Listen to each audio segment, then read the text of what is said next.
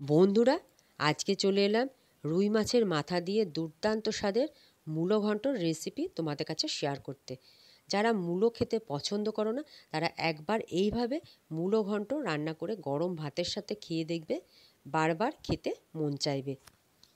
যারা আমার চ্যানেলের নতুন বন্ধু আছো, এখনও চ্যানেলটাকে সাবস্ক্রাইব করোনি, প্রতিনিয়ত চ্যানেলের ভিডিও দেখছো, তাদের কাছে অনুরোধ রইল আজকের মূলো ঘন্টর রেসিপি যদি তাদের পছন্দ হয়ে থাকে তাহলে প্লিজ চ্যানেলটাকে সাবস্ক্রাইব করে পাশে থাকবে, বেল আইকন অল করে দেবে, তাহলে আমার আপলোড করা ভিডিওর নোটিফিকেশন সবার আগে তোমাদের কাছে পৌঁছে যাবে। চলো দেখে নিই আজকের রান্না। আজকের মূলো ঘন্ট করার জন্য আমি এখানে সাদা মূলো আর লাল মূলো মিশিয়ে 4টে মূলো খোসা ছাড়িয়ে খুব ভালো করে ধুয়ে গ্রেটারের সাহায্যে গ্রেট করে নিয়ে চলে এলাম। নিয়ে নিচ্ছি এখানে 4টে আলু আর কিছুটা মটরশুঁটি। আলুগুলো এভাবে ছোট ছোট করে কেটে নিয়েছি, খুব ভালো করে ধুয়ে নিয়েছি। আর নিয়ে নিচ্ছি রুই মাছের মাথা। আমার ফ্রিজে রুই মাছের মাথা ছিল, সেটা দিয়ে আজকে আমি এই মূলো ঘন্টটা করছি। রুই মাছের মাথাটা লবণ হলুদ মাখিয়ে রেখে দিয়েছিলাম। এবার আমি রান্নায় চলে এলাম।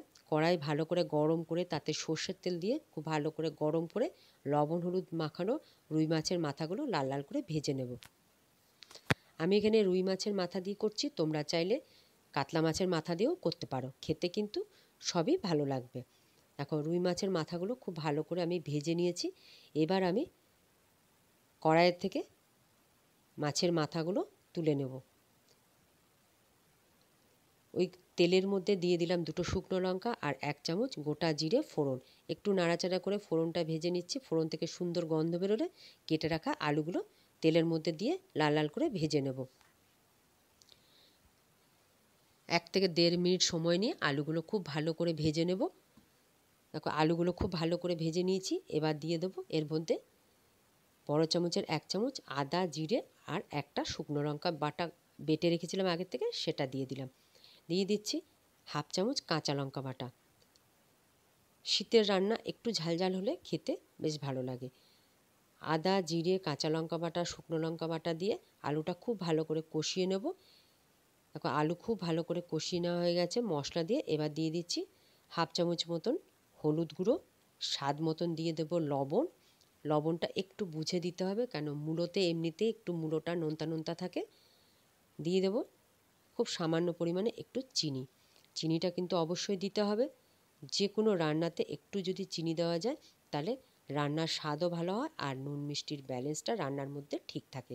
খুব ভালো করে মশলাগুলো আবারও আমি কষিয়ে নিয়ে দিয়ে দিচ্ছি মটরশুঁটিগুলো। মটরশুঁটি দিয়ে সমস্ত কিছু আবারও আমি 2 মিনিটের মতন কষিয়ে নেব।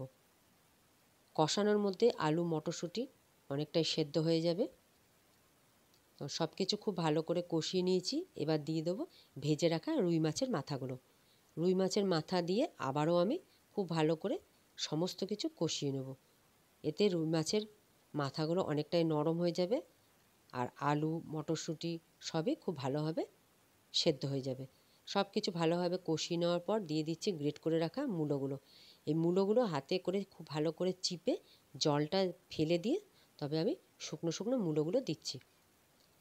এই রান্নাটা বেশি নরম হয়ে গেলে খেতে ভালো লাগে না, একটু শুকনো শুকনো হলে খেতে ভালো লাগে।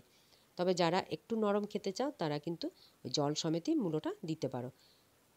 মূলো গ্রেট করা মূলোটা দিয়ে আবারও আমি সব কিছু খুব ভালো করে নাড়াচাড়া করে রান্নাটা করে নেব। খুব কম সময়ের মধ্যে মূলো ঘন্টর এই রেসিপিটা কিন্তু খেতে অসাধারণ হয়। দেখো মূলোগুলো খুব ভালো করে আমি কষিয়ে নিয়েছি। আমি এবার 2 থেকে 3 মিনিট ঢাকা দিয়ে রান্না করে নেব। 3 মিনিট পর ঢাকাটা খুলেছি। খুব ভালো করে সব কিছু সেদ্ধ হয়ে গেছে। আবারও আমি 1 মিনিটের মতো নাড়াচাড়া করে রান্না করে নিচ্ছি মূলো ঘন্টটা। মাছের মাথাগুলো খুব ভালোভাবে সেদ্ধ হয়ে গেছে আর মূলো ঘন্টও কিন্তু অনেকটা হয়ে এসছে। এ পর্যায়ে দিয়ে দেবো বেশ কিছুটা ধনেপাতা কুচি। আমি এখানে ধনেপাতা কুচি দিয়েছি, তোমরা চাইলে গরম মশলা গুঁড়ো দিতে পারো। তবে আমার মনে হয় শীতের যে কোনো রান্নাতে একটু ধনেপাতা কুচি দিলে খেতে কিন্তু ভালো লাগে।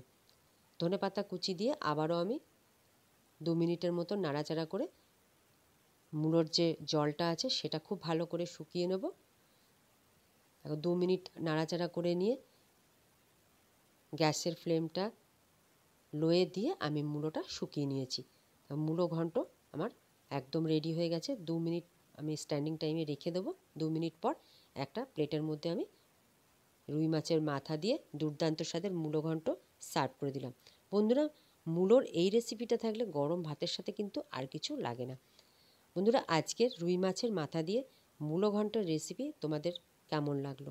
যদি ভালো লাগে রেসিপিটা, তাহলে একটা লাইক অবশ্যই করবে, শেয়ার করবে। তোমরাও একবার এইভাবে মূলো রান্না করে খেয়ে দেখো, খেতে অসাধারণ লাগবে।